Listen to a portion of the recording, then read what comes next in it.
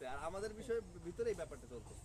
আমার বাসায় প্রতি মাসে 17 থেকে 18 কেজি গরুর গোশত হবে আমার বাসায়, মানে কন্টিনিউ কন্টিনিউ রানিং। হ্যাঁ, এই জন্য হচ্ছে এই ব্যাপারগুলো সবাই জানে যারা আমরা একসাথে কাজ করি। এই ব্যাপারটা নিয়ে ওর ভিতরে যে হাসিটা এছাড়া কিছু না। যতই কন্ট্রোল করার চেষ্টা করতেছে না কেন ওই ব্যাপারটা ওর মধ্যে মাথার ভেতর। আর একটা বিষয় আছে, আমরা ত্রাণ দিতে গেছিলাম যখন ওই যে ফেনীতে, আমি যখন গেছি তখন হচ্ছে আমরা সবাই অনেক কষ্ট করছি, সন্ধ্যাবেলা সারাদিন কিছু খাই নাই। আমি সন্ধ্যাবেলায় এসে হোটেলে বসছি খাইতে, আমি বললাম যে ভাই গরুর মাংস আছে, তো বলছে ভাই নাই। আমি বললাম সব বেরো, আমরা একবার গরুর মাংস দিয়েই ভাত খাবো।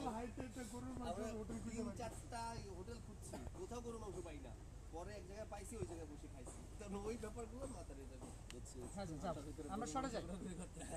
ভাইয়া রেডি? হ্যাঁ, রেডি রোল। ভাই আপনার দিলে প্লেস না আরেকজন আইছে কেমন কিন্তু রেডি রোল ক্যামেরা অ্যাকশন। আরে ভাইয়া কই যাইতেছো? তোমার সাথে একটু কথা আছে। আমি তো বাজারে যাচ্ছিলাম রে। কেন ছোট কিছু বলবি?